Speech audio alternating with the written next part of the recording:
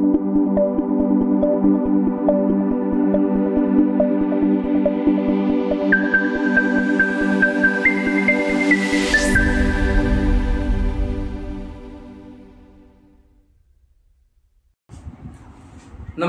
ओम गुरु tuition मध्ये आपल्या सगळ्यांचं पुन्हा एकदा स्वागत करतो आणि नवीन टॉपिक मॅथ्स 2 30, 60, 90 जी थेरम आहे ती तुम्हाला मी आता समजावण्याचा प्रयत्न करतोय. तर बघा 30, 60 डिग्री ह्या ट्रायंगलचा प्रकार आहे, म्हणजे राईट अँगल ट्रायंगल मध्ये 30, 60 आणि 90 डिग्रीचा एक ट्रायंगल असतो, बरोबर. तर इथे मी एक तो ट्रायंगल काढलेला आहे. तर 10वीला आपल्याला एसएससी बोर्डाला क्वेश्चन काय असतो, तर साइड 30 डिग्री 60, 90 मध्ये आपल्याला एक थेरम आहे, side opposite to 30 degree and side opposite to 60 degree.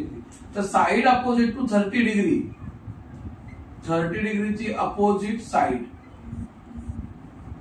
आणि 60 डिग्रीची अपोजिट साइड, बरोबर. तर पहिल्यांदा आपल्याला ते ओळखता आलं पाहिजे, कारण मला आता एक अनुभव आला की साइड अपोजिट टू 30 डिग्री म्हटलं तर ती कोणती येते. तर साइड अपोजिट टू 30 डिग्री म्हणजे ही AB, कोणती AB. आणि साइड अपोजिट टू 60 डिग्री कोणती येते, तर BC. म्हणजे इथे या डायग्राम प्रमाणे BC.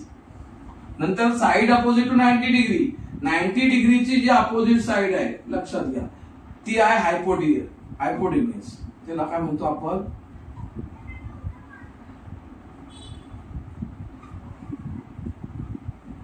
त्याला म्हणतो हायपोटेन्युअस, बरोबर. आणि तो आहे AC. म्हणजे पहिल्या आधी ह्या तीन साइड आपल्याला इथे 30, 60, 90 मध्ये ओळखता आल्या पाहिजे. Side opposite to 30 degree AB, side opposite to 60 degree म्हणजे ही साइड BC आणि अपोजिट टू 90 डिग्री हायपोटेन्युअस. ह्या बेसवरती आपण याचा फॉर्म्युला तयार करू, बरोबर. मग बघा तुम्हाला काय क्वेश्चन असतो, तर एक तर तुम्हाला 30 ची अपोजिट साइड विचारली जाते, किंवा 60 ची अपोजिट साइड विचारली जाते, किंवा मग हायपोटेन्युअस विचारला जातो, बरोबर. हे तीनच गोष्टी. मग पहिल्यांदा आपण एक पहिला formula, side opposite to 30 degree is a half of the hypotenuse. म्हणजे साइड अपोजिट टू 30 डिग्री ही काय, हायपोटेन्युअसचा हाफ आहे. इथे मी लिहितो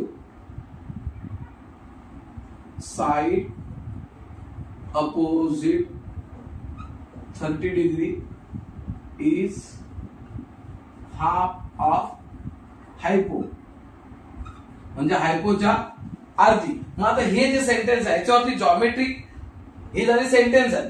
तर मग फॉर्म्युला तयार कसा करायचा याचा, तर साइड अपोजिट टू 30 डिग्री म्हणजे इथे साइड अपोजिट टू 30 डिग्री कोणती आहे, AB. 30 ची अपोजिट साइड कोणती, AB. म्हणजे AB इक्वल टू हाफ, म्हणजे 1/2. हाफचा अर्थ काय, 1/2 इंटू हायपो. हायपो कोणता आहे, AC. हा झाला इथे फॉर्म्युला. हा फॉर्म्युला कसला आहे, 30 डिग्रीच्या अपोजिट साइडचा फॉर्म्युला, बरोबर. तसंच side opposite to 60 degree, side opposite to 60 degree, बरोबर. आता 60 ची अपोजिट साइड असते ती कशी असते, तर √3/2 इज √3/2 ऑफ हायपो. म्हणजेच काय, तर 60 च्या अपोजिट साइड, तर इथे 60 हा अँगल आहे, याच्या अपोजिट साइड इकडे बघायची खाली अपोजिट, बरोबर. त्याचा BC म्हणजे BC equal to √3/2 into hypo. म्हणजे हायपो कोणता येते आता, AC. म्हणजे ही हा झाला फॉर्म्युला कोणाचा, side opposite to 60 degree, side opposite to 30 degree. आता एक एक्झाम्पल बघा त्याच्यामध्ये, की आता मी जर समजा इथे तुम्हाला हायपोटेन्युअस दिला इथे 10, की दिला 10, आणि फाइंड काय करायचं आहे, फाइंड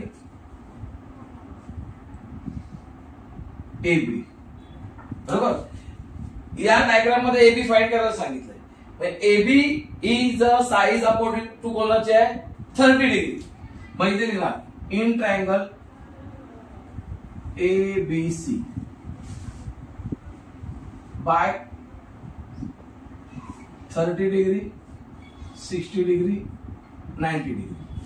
आता ही जी एबी साइड आहे ती कोणाच्या अपोजिट आहे 30 डिग्री. मग इथे लिहायचं साइड अपोजिट 30 डिग्री. मग आता फॉर्म्युला तयार करायचा.